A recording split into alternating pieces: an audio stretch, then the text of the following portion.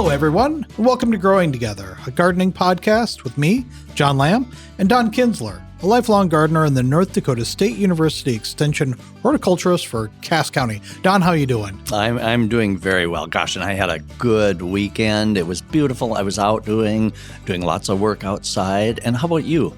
I was. It was great weather to do that. And then it's amazing to get out in the garden and to kneel down and to start cutting back some things and seeing things pop up. Isn't that fun, seeing the little sprouts coming out of things? But even now, so we're recording this on Thursday. On Sunday, I was out doing this stuff. It's chilly today. But even with just that little bit of rain that we've had over this week, how much some things have popped up. Oh, yeah. Lawns are getting the new growth. The lawns are turning green. What's your favorite thing popping up in the garden right now that you can see? For me, I saw rhubarb, and I was very excited. I was looking for a rhubarb, but it's in kind of a far back area, and because I was actually hoping to move it, which can be done either now or in the fall.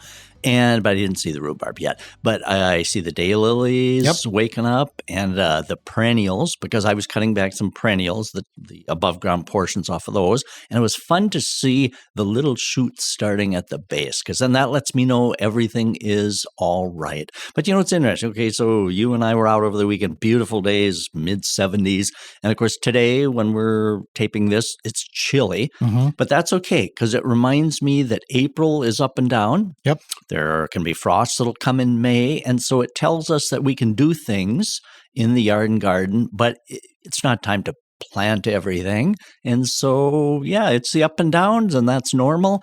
And I kind of enjoy being reminded that, so I don't get the itch to put out tomato plants or something in April. It reminds us that Mother Nature is still in control of the weather. And if you want to spend some time outside and we're not ready to plant yet, today we're going to talk about kind of like the tools in the garden and kind of how to keep them in good working shape, and some things that maybe also, if you don't have, maybe we'll give you some ideas on things that may help you do a job better.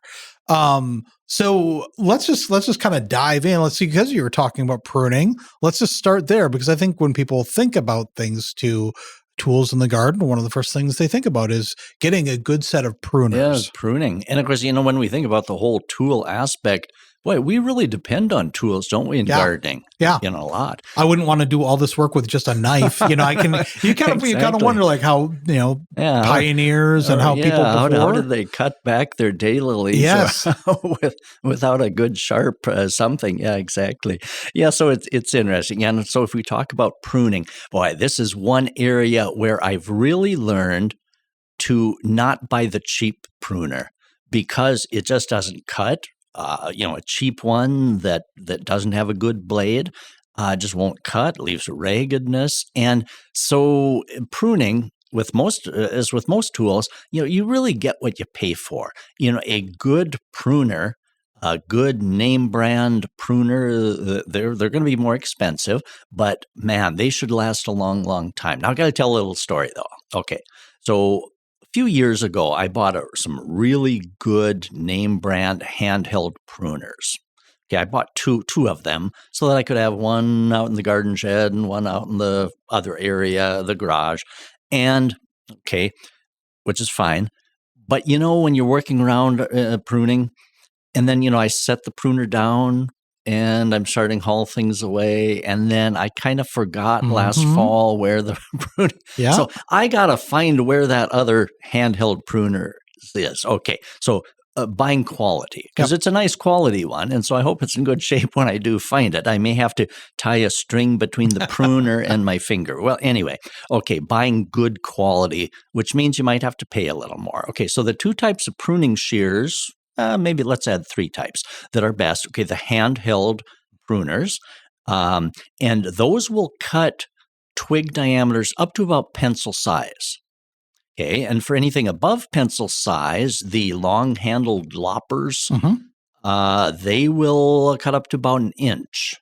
Anything over an inch, you should almost have a pruning saw to do. Okay, now we've all probably taken a pruners, either the handheld or a lopper, and tried to do more than what they're meant to do.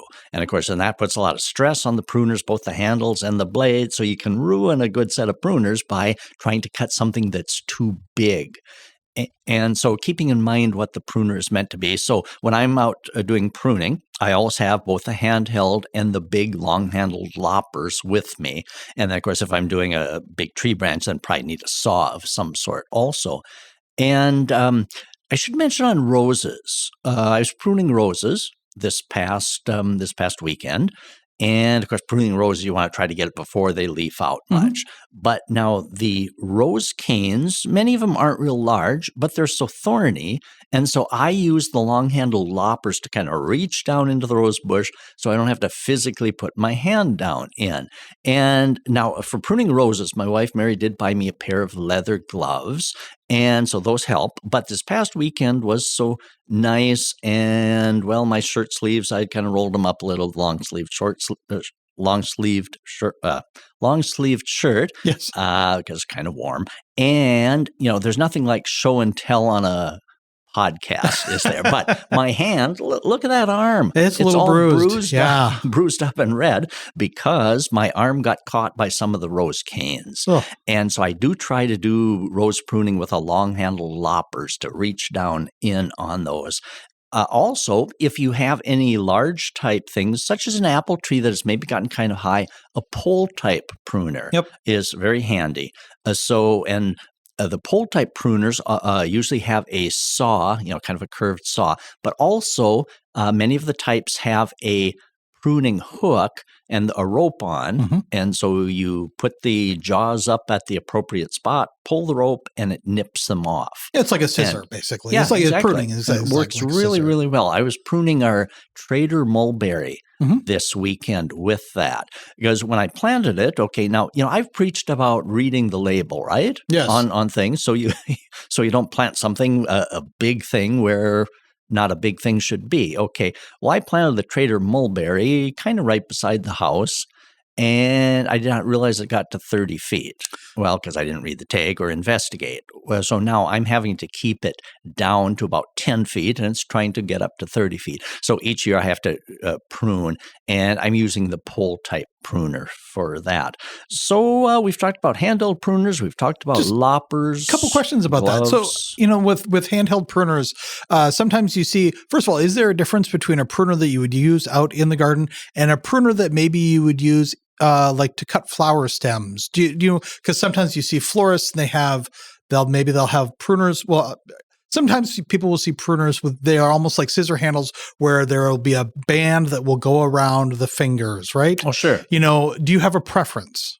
Those are more for softer stems. Okay. And so the type of pruner that I use for outside does not have that opening where you'd kind of put your hand in like a scissor. Yeah, it does not have those.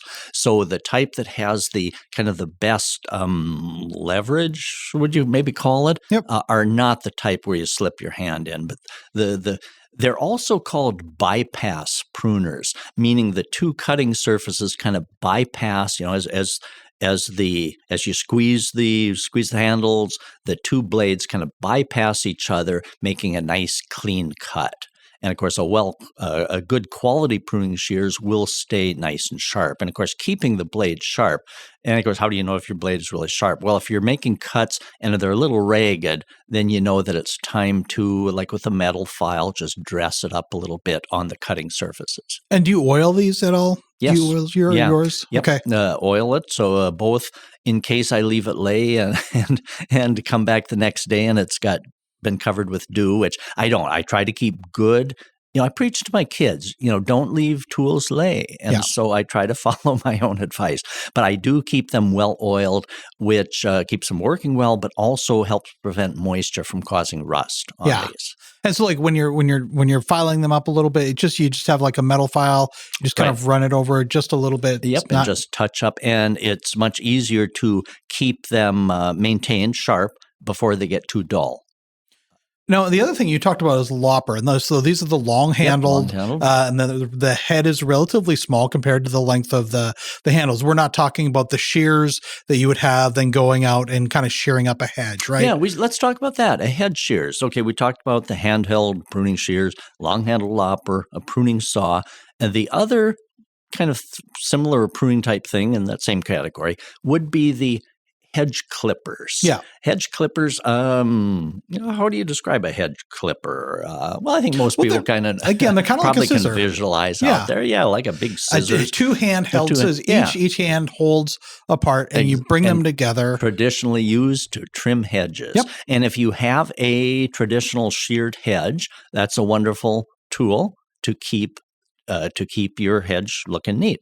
I use those. We do have a formal hedge that we keep trimmed, but also I use those for cutting back perennials in the spring.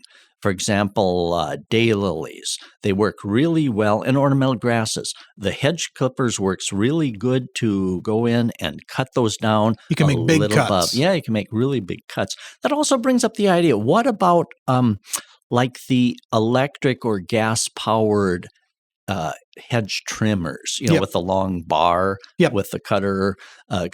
I've used those well. I should mention, though, those are not the best shrub pruner, because what they do is if you've got a shrub, say a spirea or something, or an evergreen, what those do, whether it's the traditional hedge shears or the electric or gas-powered one, what they do is shear it. So if you've got a single shrub, it kind of turns them into an unnatural, kind of a cone shape that's too tightly sheared, and it takes away the natural shape. So for a dogwood or other landscape shrubs that are just out in your landscape, rather than shearing them, that's kind of what they do at Disney World, to make the shapes, and it can kind of topiary, look topiary. Yep. So if you're at Buckingham Palace and want a topiary, then those are the tools for you. But the handheld pruning shears can let you selectively shorten back branches so that it maintains a natural shape and not the kind of tight basketball that would kind of ruin the natural shape of shrubs. Now, so when we were talking about loppers, I just want to get back to this. The loppers, I've got two different kinds, and I was told that the loppers that are just kind of like two flat edges that come together, those are good for like cutting back tree limbs and things like that. But then there's a long handled, maybe they're just long handled shears or pruners where the edge is curved. And the other one, and then that's better maybe for like specific, like if you wanted to prune back a branch and you really want to be careful, versus the other one if you wanted to cut down dead stems or cut down dead things like that. So like one is more for like really tough use and can kind of meant to be abused, and the other one is really more for making fine cuts. Exactly. Okay. Yep, exactly. I just want to make sure I had that right. So the long-handled loppers that has kind of the curved blades, that's a good way to describe it, is more like the handheld pruner that gives nice fine cuts, but with longer handles, but with more leverage too, so you can get up to those 1-inch cuts as well, 1-inch diameter. And so then let's talk a little bit about gloves. So you were talking about gloves earlier. What kind of gloves do you have? Do you use like a leather glove, or do you use more of a cloth ones? Because there's some that have kind of like almost bubbles, or that'll have texture on the inside of the hand, for better gripping, I guess. Or what kinds of, or do you use different kinds for different jobs? I am not a glove wearer, and my hands show it. Look, I've got Band-Aids, I've got scars. I'm not a glove wearer because I just have never gotten used to them. And for planting and things, I'm digging the dirt with just my hands. But for roses, especially anything with thorny, then I put on gloves. So the heavy. Mary actually bought me their welding gloves. Oh, yeah. Yeah, they work beautifully. They're a little bit longer. They kind of come and up kind of a heavy, leathery type of material. So perfect for pruning things with thorns, like roses or barberries. But when I do have something that I know is going to kind of hurt my hands, then almost any type of glove. Some of the gloves are so nice and thin with maybe the little texture-y things on the palms, and they give you dexterity. Yeah. And but again, I'm still kind of just an open-handed guy. That also brings up the interesting point. In grade school, I remember when we talked about tools. They invent the wheel, and they invent fire, and they invent different tools. Well, I remember saying them teaching us that the first tool were your hands. And now when I clean up perennial perennials in the spring here, get the old tops off. There are some perennials where the above ground portions are just brittle. And rather than taking a shears, I just take my hand and twist them a little. They break off right at ground level, and they're good to go. So I don't even use. So I still use my hands as one of the primary tools. So what's your favorite gloves? Do you have some gloves? And again, I do wear gloves if I'm kind of getting in something that's going to mess up my hands. We've got a variety, and my pairs versus Sam's. My hands are a little bigger than Sam's. So she's got a number of pairs. Mine are like socks. I'm always seem to be missing one. So I've got a mismatched pair. For the most part, maybe the same place as my pruner that I left think so. behind. Yeah, this land of lost garden tools. Actually, my dog probably could have taken them away. But no, I like having something with I don't use them a whole lot.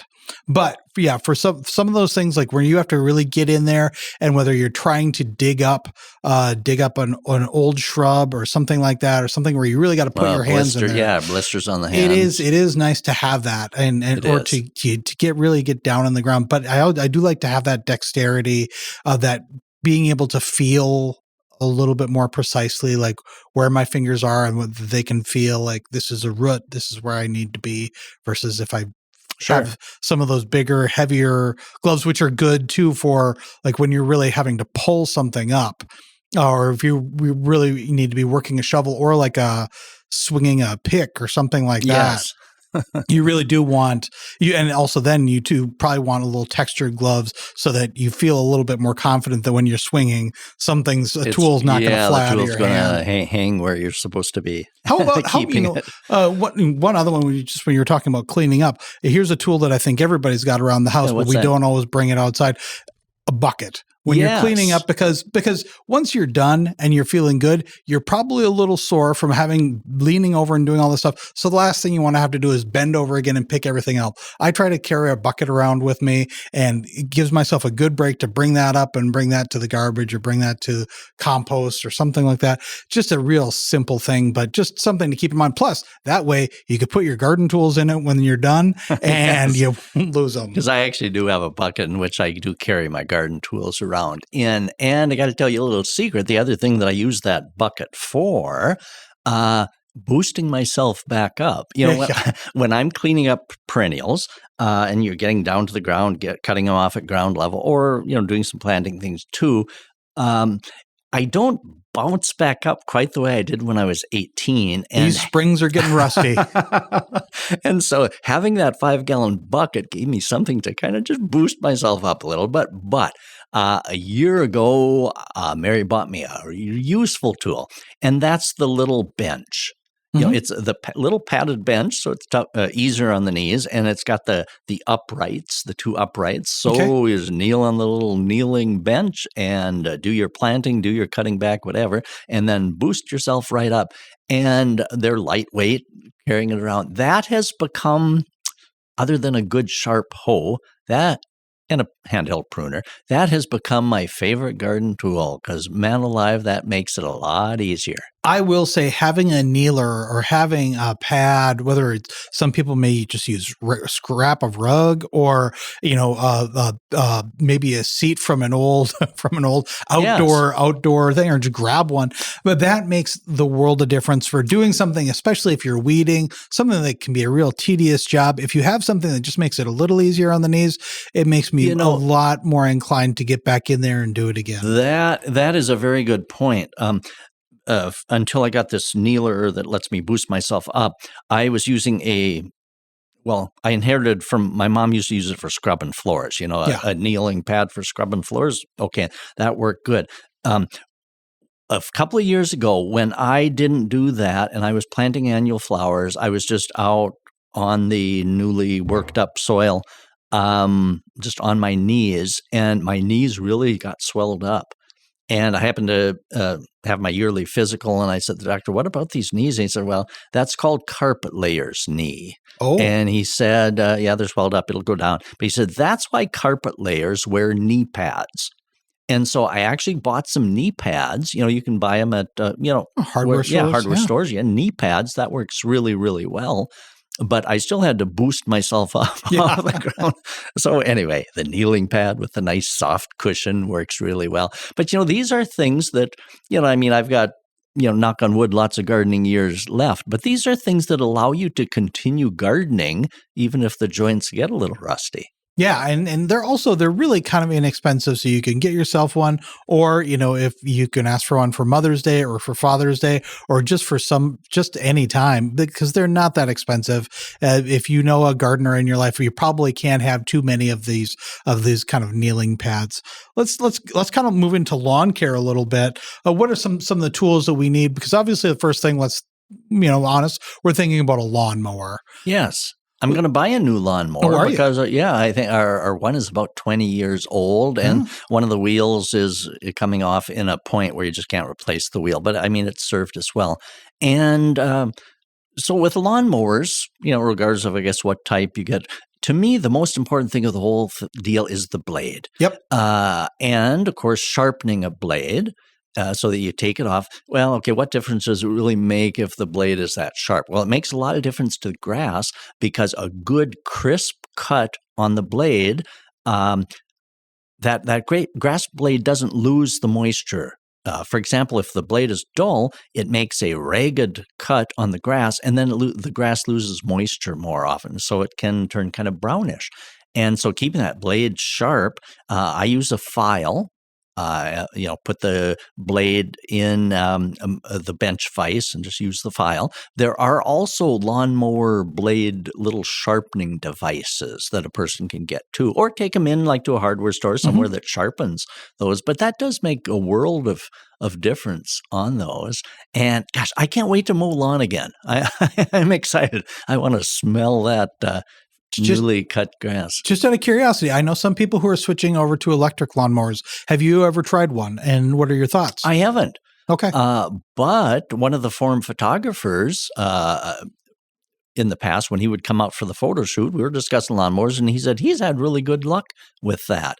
And so, I'm thinking as they improve the power of those, I'm thinking that would be nice. And you've got for people who don't know, you've got a very big yard. Got a pretty good, so it's a little bit different that if the duration of the battery, that would be something that you'd need to take into consideration. We just push it. Yeah, we got a pretty good area, but I like just walking behind it and pushing it, and so I'm and so a good lawnmower, like I say, we got 20 years out of this one, and looking forward to that again. Well, we're talking about lawn mowing. Of course, man, this is a busy time of year for lawns because many people wondering, when we should fertilize. And so a good fertilizer spreader. Now, good fertilizer spreader. Now, the type that I chose a few years ago, they're called a drop spreader. And so you put the fertilizer in the hopper and move it along, and it drops the fertilizer just right down, as the wheels go around just it. Straight down. Yep. The other type of fertilizer spreader is called the cyclone type. You put the fertilizer in the hopper, it kind of drops down onto this little thing that squirts it out and around in kind of a cyclone pattern. The only thing I don't like about those is when you're next to your driveway and sidewalk, it shoots the fertilizer all over your driveway or sidewalk. They're not as precise. I think there are some now that they've created that somehow have a block or something that if you're going the right direction, it might not scoop. But otherwise, you have to kind of sweep all that off. And so I like the drop spreader where it goes just right down straight where you want the fertilizer to be. So this may be a silly question, but is there a difference between a fertilized spreader and a lawn seeder? Yeah. The same piece of equipment. Okay. And the one that I bought is a national name brand because it all seems, I don't know. Sometimes I've just had better luck with name brands on some of these things. And so this one that I bought has directions for the fertilizing. It tells what number do you dial it to for certain fertilizers, and then it says what number to dial it to for seeding. And usually, like on a fertilizer bag, it will say. I don't endorse products, but it's the Scott's brand of fertilizer spreader. And so when you buy a bag of fertilizer, on there it will say for that particular fertilizer, we'll say for a Scott's fertilizer spreader, turn the dial to whatever. And also seed packs will say set the dial to whatever. So yeah, there's a big difference in those. Let's take a quick little break. When we come back, we're going to talk a little bit more about tools for planting in different parts of the yard.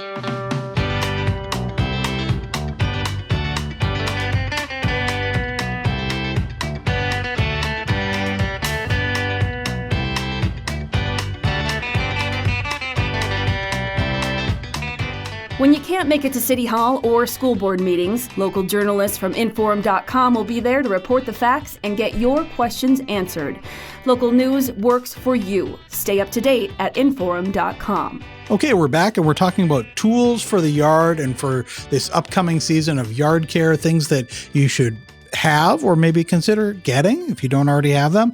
But let's talk about planting trees and shrubs and perennials. Like, what are some of the things that I would imagine one of the big things would be having a good shovel? Yeah. Do you have one? Now, I grew up calling those a shovel. Yep. And a spade was a spading fork. Yep. But in the meantime, many people refer to what I called a shovel as a spade.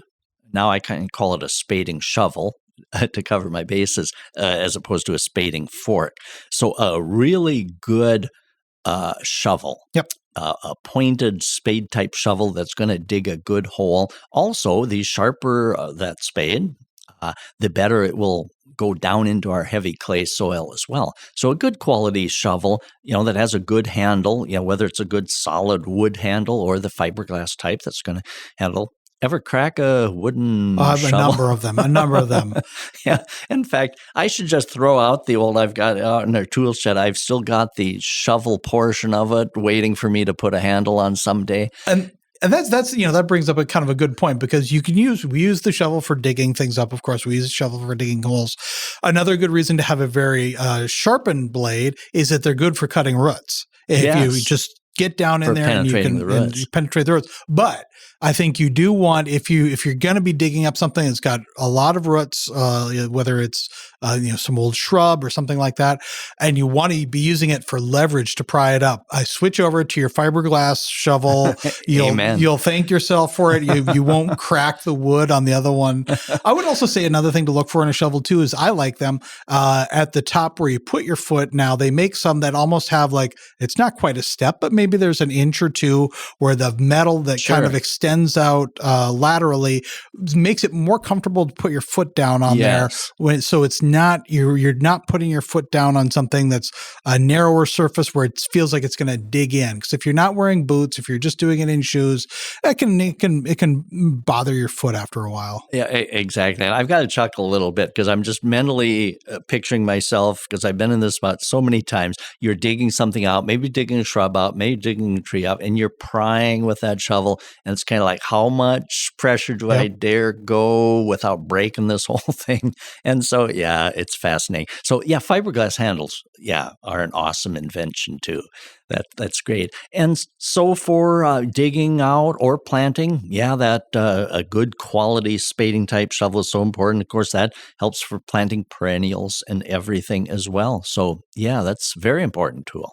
Any other tools you can think of for the shrubs and perennials that we should be having? I mean, there are different kinds of shovels too, because there's obviously, if you want to do small little perennials, maybe you want just a little smaller hand shovel, or sometimes people will have shovels that are a little shorter edge or not as long of a handle. So those are good. And, speaking of shovels too, if you're going to be doing any kind of rock work, if you're shoveling up rock, you don't want the pointy end of a shovel. You want a flat. That's where the flat, one with a flat blade. That works much better. Yeah. Sometimes you can get those, or if you've got one of the old grain shovels, we used to call them. Yeah. Those are good, but you can carry a lot in those. So be careful that you don't bust your back. Shovel full of rock mulch. Say, speaking of mulch, another one of my favorite tools for working with mulch is a pitchfork. Yes. Yeah, a four-tined pitchfork works really well, for shredded bark mulch. Mm-hmm. And of course, wheelbarrow. We didn't talk about wheelbarrow. A good wheelbarrow is so important. And when we talked about planting perennials, if you're planting or dividing a larger one, of course, the spading type shovel. But also, what if you're planting just a newly newly purchased little perennial that's maybe just in a small square pot. And of course, a hand trowel works really well. And so for those, we also could talk about planting annual flowers, I suppose, because a little trowel works so well for those. And I keep saying quality. But okay, for annual flowers, of course, annual flowers go in both outdoor containers and also out into flower beds. So it's interesting if a person's potting up a pot of annual flowers, putting in the little flowers. What do you guys use for like digging the little hole? Do you use trowel? Like if we're doing something small, like little petunias or something like that, I will just use my hand. Yeah. I'll just, especially because if it's, and I guess I'm thinking too, if it's in a basket, well, then it's new soil, fresh soil. Easy but you're right. Use. And thinking about that, if I'm putting something in the ground, I probably would use a little handheld trowel, something like that, where again, if I'm going to be digging in, because it can be really clay, if you're digging in and you really need to kind of break it up or pry it up a little bit, it's good to have that. Yeah, so for planting up pots of annual flowers, I do like you do. Just scoop away with your hand, scoop away a little of the soil, plug in your petunias and other flowers. When I'm out in the flower beds, our annual flower beds, quite a few years ago, I worked with a horticulturist at NDSU, and my mom, when she was planting her flower beds, would use the hoe and scoop out a little hole, then you'd toss the petunia down and plant it. Well, anyway, gentleman I used to work with from NDSU, 45 years or so ago, he said, well, that's ridiculous. If your soil is worked up the way it should be, you should just be able to get down on your hands and knees, scoop aside a little of the soil with your hand, and plant the little plant. And that's what I've done ever since. So I rototill the area up, or if you go to the no-till and your soil is really, really nice and mellow and moist, if that soil is in good condition, either from nice tilling, you really should be able to scoop it with your hand. I mean, that's maybe not for everybody. Yeah. Or maybe wear gloves, but it goes so much quicker. So what I do when I'm planting a flower bed of annual flowers, for example, petunias.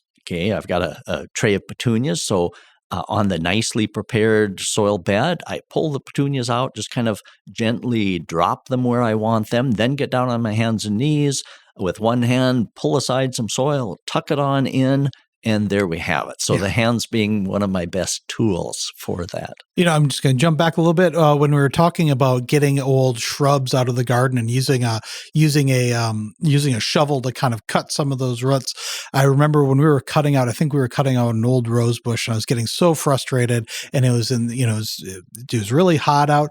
One tool I would say is if you have a reciprocating saw, a sawzall, don't be afraid to use it. Especially you can use your more abused blades. You can cut through roots so much quicker don't use a chainsaw. You really do some damage to that. But use a reciprocating saw. Don't be afraid to use that. You can get that blade right down into the dirt, and you can curve it under sometimes. Longer and it blade. Helps. Yeah, you will save yourself so much time in your body too. And probably save the shovel handle instead of trying to pry that thing out. Yeah, just use the sawzall on it. That's amazing. Great tool. Planting flowers, any other kind of tools that you have in mind there? I've seen some people what about planting seeds? Some people use it's almost like a divot, something that'll go down, it'll measure in a quarter inch, half inch, something like that. Sam's got one that looks like a carrot, so it's a very nice decorative thing. Yeah, so for planting, I suppose a little small diameter plant might go, or planting some seeds. Yeah, I've seen those too. They're kind of a larger dibble, I think they're sometimes called, a dibble. And so, if we talk about planting even like vegetables, there are different seeding type things, seed equipment. You can even buy at garden centers or through mail order kind of little, what do they call them? Not automatic seeders, but a little push type seeder that you could seed your rows of vegetables. I still just use a hoe. So what I do when I'm planting our rows of vegetables, What I do is use string and twine, so I get a nice row, straight row, then drag the hoe along, make a little furrow, and then plant right into that, and then move to the next row. And so if you're having like even a raised bed garden where you're kind of doing maybe the square foot method where you're where you're kind of optimizing and dividing things up into certain squares, I've found that yardsticks. I don't find yardsticks the way yardsticks. You don't get those. I used to get them free. But anyway, I've made my own. So from just a wooden kind of like a 4-foot section of light wood, I divide that up with a Sharpie that's going to last into 6-inch, 12-inch, 18-inch, 24, and then I've got a couple of those. So when I'm planting rows of vegetables, I have those at either end, and I can just mark off the distance in between rows. Or even for raised bed gardening, when you want to kind of get the squares. And so if you're wondering how many radishes to plant in 1 square foot, you can kind of measure it off. So I found that those just make a 4-foot wooden stick, divide it up, really makes a handy tool to have when planting vegetables. And of course, vegetables before long after planting them, then the weeds come along. And of course, one of my favorite tools is a very good sharp hoe. I think we've mentioned in the past, I believe it cost me $125, but I expect that to last a long time. What I love about that is it almost has a surgical steel blade, and I can sharpen that up, dress it up a little bit, and it just glides through the soil. It's a thin blade, so it's not a big bulky hoe that I have to pull through a whole volume of soil. It's just a little thin type blade, maybe, 4 inches wide is all, 4 or 5 inches wide, and quite thin, and just glides through.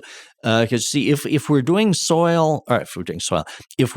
weeds the way maybe we should, and I don't always, but when they're just poking through the soil surface, we can glide a hoe right through and nip those little weeds off.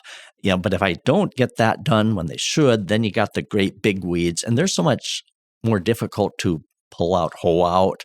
Then you really do have to get down on your hands and knees. Then you need to pull out the big guns, get down on your hands and knees and pull them out, or use something else. But for getting the weeds out. The other thing too for getting the weeds out, okay, I've got my nice sharp hoe, and I can get pretty close to the rows of vegetables, but I'm still a little paranoid that I'm going to get too close to the little rows of carrots that just as they're coming on up. So I use Mary's table knife from the kitchen drawer. I always tease her about that, but I actually have one dedicated for out in the garden. I don't return it to the silverware drawer. But anyway, just a knife that you can get down and almost with surgical precision, go along that row right next to the row and get the little weeds coming out. Or like along tomato plants and around tomato plants, you can use that knife. There are knives sold at tool companies that are just for that. So you can buy something a little more upscale than just my table knife. Right. Something that with a little better blade, probably. Something that if you're going to leave out, it looks a little nicer maybe than wondering. Exactly. Talking about your hoe, we've talked about this before. Is that another thing that when you want to sharpen it, you just use a little metal file just to give it a quick little? I do. A little brighten up. Yep, and close it in in the bench vise so that I can kind of get a little bit of pressure on the blade and dress it up nicely. And then what about, because we're talking about things with wood handles, how do you treat those handles? Do you oil the handles at all to kind of keep them from drying out? Yep, from drying out. A mixture of linseed oil and turpentine is kind of a good old traditional way. And you can buy those in a paint supply store. A pint of turpentine, a pint of linseed oil, then mix them up half and half. And I keep it in a jar, that mixture. And it works really nice when you're done for the day with a tool to wipe the blades down with that. It prevents rust. And also the handles. It keeps the handles in nice shape so they aren't so splintery. It really works very, very well. So that's good tool maintenance throughout the season. And then also when you're done for this season, that really works well. Right. Anything else for the vegetable gardens? I mean, do you use tomato cages? We do for the indeterminate tomatoes. Of course, the indeterminate ones are the ones that I say grow indiscriminately. They just keep growing and growing. They'll grow and if wild. you don't have a tomato cage or a support of some type, then they just really, really sprawl all over the ground. So a good tomato cage or a good wooden stake or other type of stake. You can just use a one pole stake and then kind of tie the tomato to that as it grows. That works too. Do you use tomato cages? We do, and we've some of them we've cut back to different levels because some are bigger. So we'll use on different things where they're not always used on tomato cages. We've used them on a couple of other things too. But yeah, that really helps a lot because we've had those indeterminate tomatoes. They can start flopping, and of course, if they start flopping, it does damage to the stem. That's no good. And if the fruit gets down and starts touching the dirt, that's not good. And exactly. I got to tell you about one of the bargain tomato cages that I bought. And so, not the heaviest duty wire, but okay, it was a tomato cage, and it was cheap.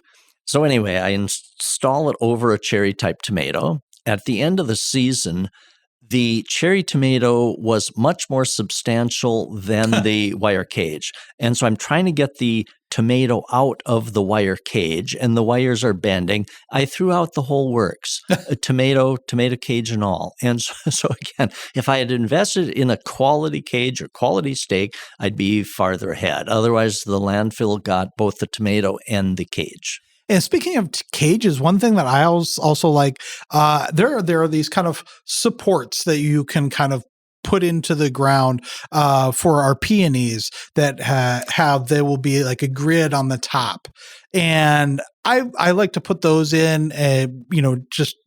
Now, as the peonies are starting to come up, we still got a couple of weeks there, but we'll get those in soon, and that offers a little bit of support so that they help them to grow upright and not kind of flop over. And that's a key to install that, like you say, kind of as they're starting to come up, rather than once the peony is too large. It's hard to get over them. Same thing with tomato cages. You want to get them in earlier.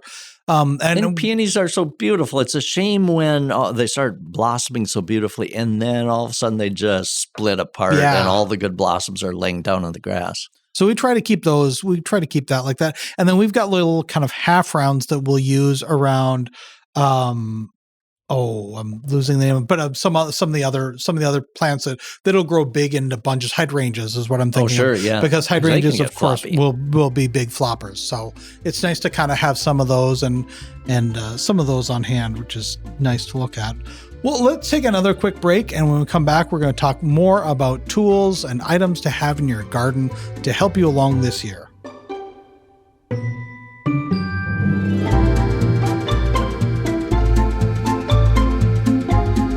If you're loving this podcast, be sure to check out our full lineup. From news and local politics to sports and true crime, find your next great listen right now at inforum.com/podcasts. That's inforum.com/podcasts. Okay, so we've talked about digging in the dirt. We've talking about pruning the plants, but we got to talk about one of the other elements that's really important, and that's the liquid part of gardening, both watering and spraying. So, what are some things that we should be looking for here? Because not every hose is going to work the same. My favorite sprayer is a 2-gallon sprayer. They're common at hardware stores, garden centers. A 2-gallon sprayer. It seems like that gives you enough of a volume of spray to handle most everything, or you can only fill it to a gallon. And then of course you put in the amount of product that it says on the label. The kind of pump type sprayers. Yep. So I love those for spraying fungicides, herbicides, insecticides, and everything. I just love it. If you have, when the potato bugs are out, so I use it on that. I use it to spot spray weeds. Yep. Now, here's the caution. I've bought two of those. I use one for insecticides and fungicides because those are both plant friendly. I have a separate one for weed killers, herbicides that I spot spray our lawns. I get a little nervous about using the same sprayer. For example, if I use the same sprayer and if I don't thoroughly wash it out, or if somebody comes along and uses it, and if I've just used lawn spray weed killer.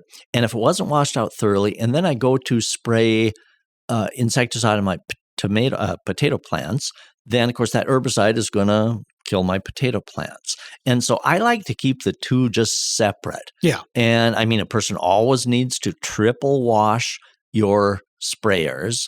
But you see what I mean? Insecticides, fungicides. You don't want to have that cross-contamination. Yeah. Insecticides and fungicides are both plant-friendly. They're not going to kill my plants when I use, follow label directions. But herbicides, that's tricky.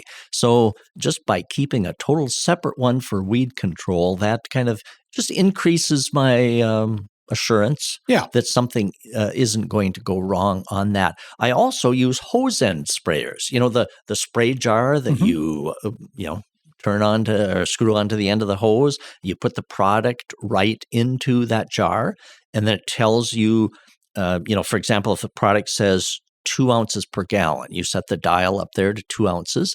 And if I have large areas of weeds to spray, where maybe my little 2-gallon sprayer wouldn't be enough, I will use those spray jars. And they're quite effective. Yeah. And of course, we always need to spray on a wind-free day and use all the necessary precautions. And I've used those. Have you ever used those hose end sprayers? They're nifty. Yeah, I have. And our yard's not necessarily so big, but I do remember on the boulevard, we were trying to kill back we had a lot of weed overgrowth. And so it was just it seemed more efficient to use that than to go around and spot spray to go in and try to eradicate as much of that as we could. They don't have the precision, they send out a pretty good fan of spray. So a person has to be careful. They don't quite have the edge precision. And so you can send droplets out. So you do have to be careful so that, for example, if you were spraying lawn weeds and you had a perennial flower garden next to that, you really have to be careful where that edge is so that droplets don't wander leave a kind off. of a buffer between the two. Exactly, because those little droplets that might drift onto things can cause major damage too.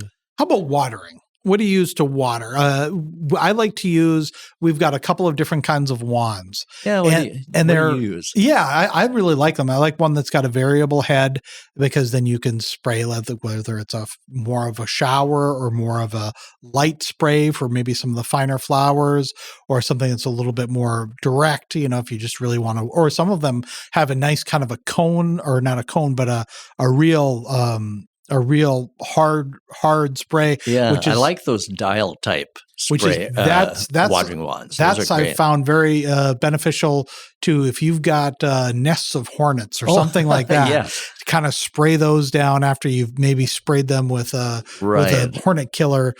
Go after and try to knock down the nest. That's helpful. Sure. Yeah, exactly. And the length of handle is great too, because oftentimes you can find those in different handle lengths. So for hanging baskets to reach up and in, those are wonderful. And so I use the same thing for watering, pots of annual flowers and things. For our lawn, I don't have a watering system, so I just use the sprinklers that go kind of back and forth. Now, in addition to that, for lawn watering, or if I'm watering a big flower bed, I use the tuna can to see how much water I love this one. Yeah, pick this one up from you. Yeah. And so anyway, for example, for determining how much water you're applying to a lawn, whether it's a sprinkler at the end of your hose or your watering system, to find out how much water you're actually getting on that lawn, a straight-sided can works wonderfully. You can put a couple of them, tuna can, soup can, put a few of them out on the lawn in the areas you're watering, and then that will tell you how much. Because, for example, on the lawn, it's important to get enough on at one time so it goes deeply in. That encourages good deep roots. If you're only getting a little bit on kind of the surface, that's where the roots will stay, and you don't want shallow roots on your lawn. So a good way to test, because there are so many different types of sprinkler systems or lawn sprinklers, and so that's a good way to test and see, because the recommended is 1 inch per week in one application. If it's a real sandy soil, you could divide that in two waterings, 1/2 inch each. But if you're not getting enough watering on, you're really not getting it down into the root system. And because there are so many different sprinklers, you can't really say, well, you need to run it for an hour or 2 hours or 15 minutes. But the tuna can, a wonderful tool. Yeah. And again, it's something simple. It doesn't have to be a tuna can if you have cat food in that size can too. Anything that's a straight-sided can. And and it's just a great way of kind of hands off. You will be able to tell how much water that area is getting. That was always a great tip. I really appreciated that one. Yeah. Sometimes what I've found is that you're oftentimes not applying as much as you think you are. And so oftentimes, I'll have the sprinkler running and then check and think, oh gosh, I thought I would have been collecting more at that point. And so it is a very good gauge. And, the wand sprayers, the wand waterers are really nice too, because, this took me a while to realize, but that, when you're watering plants in the ground, you don't want to water the leaves. You don't want to water when you're watering from above. You really want to get that down in there and get that as close to the soil. And you want to soak the soil, not the plant. And the plant will soak all that water up. Because getting the leaves wet is a recipe for causing plant disease and rot. Yeah, exactly. Fungus. That's why soaker hoses. I love soaker hoses, especially in the flower garden and the vegetable garden, because that gets the moisture, the water right down there at the root system. I love soaker hoses. I'm going to have to get some more of those. And so, let's see, the other thing too, I was going to ask you, do you have a watering can? Just an old-fashioned we've watering can? Yes, I love them. It seems that we acquire one a year. We don't even know where it comes from. I think it just blows into the yard. But no, they are very handy. They seem kind of antique, but they really do serve a purpose. I bought a brand new one, kind of a galvanized one. Yeah, and it's awesome. And where we use ours is sometimes you've got a pot of flowers somewhere that it just doesn't pay to drag the whole hose. Up on our front porch. It doesn't pay to drag the whole hose all the way up onto there, so just use watering cans. Yep. And sometimes if you're going to apply fungicide, for example, if we've got one rose that needs a treatment, mixing it up in a watering can, the fungicide, and watering it onto the leaves is sometimes more efficient than mixing it up into the sprayer when I only need a little bit. Yeah, so watering can, I love the simplicity of those. It's a simple machine that works well. Except, I've been frustrated by the cheap plastic watering cans because pretty soon it seems like the holes up in the nozzle are kind of loused up. They're either too big or... Because if you leave them outside and you can have debris fall into them, those nozzles can clog up. Yeah, and the metal ones, I can take a wire and clean them out, but the plastic ones, you can kind of do that, but then pretty soon they're larger than they began because, the wire makes the holes bigger. And so I don't like the plastic watering cans as well. Yeah, and so if you're going out and you're looking for one, two things that I would say to consider is one, look for one where that nozzle maybe you can screw off. Good idea. And then you could clean it out. You could clean out the inside of that tube. The other one is to really hold it and consider when you're holding it, the weight of the water that'll be in there, whether it's going to be comfortable, because that can be really heavy. But then also where that handle is. Sometimes where the handle is, it'll be right over the hole where the water would go into, and that can make it if you intend to just fill it up right from a spigot of a that's a good point. Of a faucet, that can be really... The handle is right in the way of where you're trying to put it under the faucet. Yeah, and so so if you're using it from a garden hose, it's usually you got a little bit more flexibility there. But things to consider when you're not, they're not all designed. Those are all the little things that anybody that's been in that position will nod their head at. Yep, it's like, oh yeah, you shake your fist almost. Anything else that people should consider? One last thing, garden hoses. Yeah. Again, we keep talking about you get what you pay for. Man alive, I am so tired of inexpensive garden hoses that I bought maybe when they were on sale or cheap.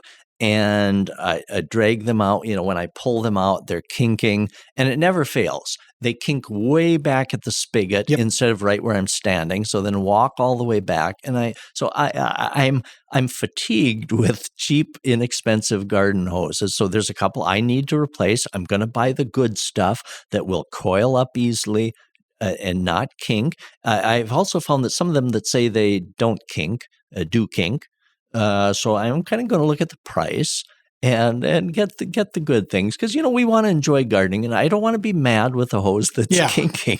And so anyway, so that's probably the final thing, is that the hoses that so I'm going to invest in some better hoses also this year. And hose reels too, they can be really handy. Sometimes some of them I've found don't. We've had, I think, 2 or 3. What I invested in last year, and it was a bigger investment, but it was a mountable hose reel. So we put a post, or a mounting system onto the side of the house, and so it's a retractable. It's a retractable hose. It's in its own casing, so we can pull it out. I think it goes out about 90 feet, and so when you pull it out, the hose it comes out flat. It's not kinking. It's really very handy. And when you're ready to pull it back, you just go back to the basic, give it a small little tug, and everything kind of rolls back in. And for a small yard that we have in that, we have small areas, and we felt that the hose if we would tend to leave the hose out and not reel it back in. Sure. All those things just kind of made things kind of a mess, and they made things a little bit more. Well, then you go cumbersome. to mow the lawn, and if the hose is still out there, then you need to do something with that. Or we found but that's been a real. I would say that's an investment. It's an upfront investment, but it's paid off for me. I'm pretty happy. Plus, at the end of the year, all you have to do is lift it out of that mounting system that you leave onto the house, and you bring the whole system inside. And you just plop it back here, and in a week or two, we'll bring it back outside. It's been really slick. Oh, I bet it has. It's interesting. We talk about buying quality. It's going to cost a little more, but our budgets don't always allow us to just buy everything high quality, because it's going to be more. For example, that hoe that I paid over $100 with, I waited quite a few years for that.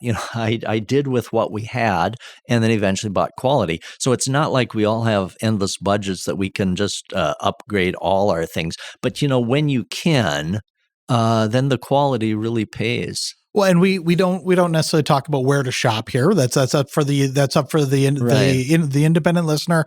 But I will say some of this stuff, if you go to yard sales or estate sales or thrift stores, you can still find very good quality things. Sometimes they need a little bit of love and care, like whether you want to oil the blades or on snippers or something like that, or hoses or hose reels or something like that.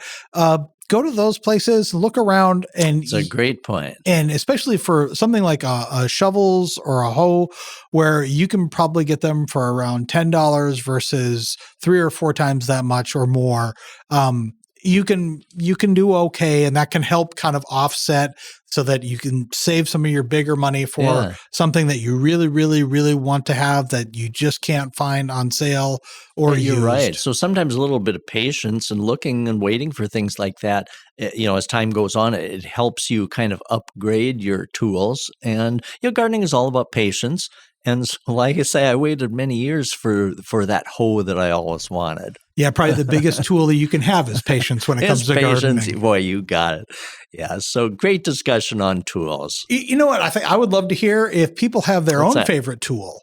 It would be awesome. Great. And send a picture or just send some kind of feedback. Don, where can they reach you if they got that, or if they've got questions about their own garden? Yeah, so if you're listening and have a favorite tool, give me an email. And that would be donald.kinsler, KINZLER, @ndsu.edu. And thank you for all of you that have written in and listened. It's just absolutely fascinating. I enjoy hearing what you're doing while you're listening to the podcast. And so always feel free to give us a shout. Yeah, and again, getting back to the tools, if you want to send in a picture of your tool, explain what you use it for and how it's changed things for you, whether it's a kneeler or a bucket or a pruner or anything, we'd love to hear about that, and that would be fun to kind of read some of those. I have a feeling there are some unique things that would be awesome to hear about. Yeah, I'm looking forward to hearing some. I am as well. So thank you, everyone, for listening, and have a great week.